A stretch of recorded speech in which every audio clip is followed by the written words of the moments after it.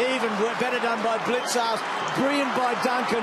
Smets sizing it up. Goes to Motlop. So creative, Motlop, and he kicks poorly. He really should have given it off. It was great. He was waiting to draw to give the ball to Stokes, but it just didn't quite eventuate. So he thought, oh, well, the percentage now to have the shot myself. See what, he's had a lot of shots on goal for one tonight. He's played very, very well, but he's missed a few. Just Stokes has been impressive tonight as a midfielder. He looks like he's got much more run in his legs than I've ever regarded him as an athlete. It looked a case, Lee, where Christensen and Motlop really burst onto the scene and probably challenged Matty Stokes for that role in the small forward category. So he just worked his backside off over Sunham and got himself extremely fit and can run through the midfield. Hardingham short of the wing. Umpire, I think, will ball it up. Comma battles with Hall and Smith. So Steve Johnson, 35 possessions, one shy of his career high, 36. He's done that twice. And still plenty of time in the game. Blitzarves, hand pass was smothered. Lovett Murray in the direction of Watson. We don't count that one. Oop, almost counted that one. Coming through is Stokes. Hand passes forward to no one in particular. Goddard, the pressure still in this game. Melcham goes back to Lovett Murray, attracted a crowd. Comma throws it on the boot, short of the wing. Knocked down by Myers, clears a path for Zaharakis. Now he can go. Zaharakis in two minds, took too long. Bounces across to Hibbard. Hibbard dances through the oncoming pack. Comes wide to Hurley. Hurley measures the kick. Goes long. Drifting back, guess who? What a player he's been, what a player he is.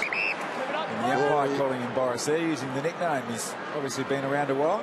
Twice best and fairest, both in premiership years, weren't they, Tom? Yep. Blitzarves gives away a free kick, but we're down to 3.5 minutes now, 107 to 85. Short one comes to Myers. We know Myers is a good long kick.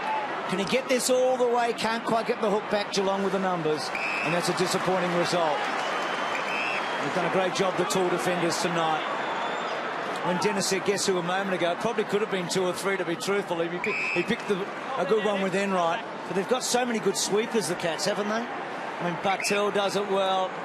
The big guys do it well. Podge now, I mean, he's just had another string to his bow late in his career, able to go and play big defence. Have we ever seen a more flexible team? No, well, not certainly the way they've played tonight. They've been up and back. So Duncan from Johnson. So Stevie J must have got those numbers, I reckon, Ben.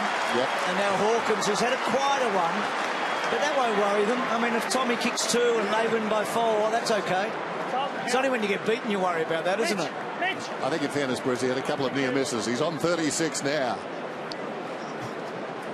So set shots tonight. Cats 11-2, Essendon 6-6. About 13 scorers to this point in the game. I mean, that's how you love your score to be generated by a lot of, not goal kickers, but actual scorers. So Hawkins, who's been kicking 2 and 3 all season, hasn't kicked a bag so far, but he's been ticking the scoreboard over. Oh. And he's thumped that and hit it hard and kicked his second goal. A little bit of icing on a very beautiful cake tonight. It is a sweet victory. I mean, they have bragging rights right now in the AFL, don't they? Yeah, they do. They're the form team in the competition, and gee, you can't see where their real weakness is. They're just so versatile, so strong all over the ground. They haven't done that well in the clearances tonight, which is a little bit surprising, but I think clearances is one of those stats that are becoming more and more irrelevant in the game. They don't seem to be leading to victory, Nick. No, they don't. They structure up really well behind the ball defensively. And when you look at the Geelong team, and Lee spoke about the triple premiership players from 2007 before the game, it really does bode to structure and culture over personnel. Yeah. 28 points the margin then.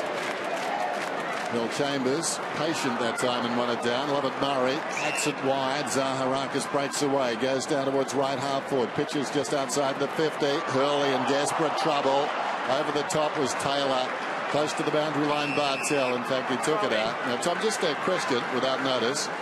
You were talking about the ruckman that Geelong have got. You didn't mention my man, Hamish McIntosh. Where's Hamish? Well, he's one of those players where you keep hearing he's a couple of weeks away. Denny's been a couple of weeks away for a long time now. So he's going to come from a long way back, particularly with Vardy playing good football in the VFL also. He took a step up this week. I was following it in the paper. He was 2 weeks, then he was indefinite, and now he's back to 2 weeks. So I was totally confused, and if any team out there is trying to track his progress, they're confused too. If that's what it was designed to do, Tom, it did. Well, I dare say he's sitting ranked 4 at the moment out of the ruckman down at the Cattery. Jared Rivers is the other man that we haven't spoken about. He's the third tall that they've really missed tonight. Obviously, Pottielli's gone back and done the job, but I'm sure they prefer to have him up forward. So boundary throw-in on the outer side. There's the time remaining. Minute 20. It's so close to yet another victory in another big game. And their record since round 6 2007 is unprecedented. It was at this ground. It was Logie's night, actually, when they beat Richmond. Kicked 30-odd goals, or I think there were 19 goals at half-time that night. And this is the 150th match since then. Just in the stoppages, how often Geelong have got actually 2 players going for the hit-out. They're exploiting the fact that the new rule, the ruckman start a metre apart. So Hawkins and now Bagley taking too long. Run down by Motlop, who's just so quick. And Blitzarsk, with his athletic background, has obviously got the aerobic capacity there to get to. Keep a lot of contest.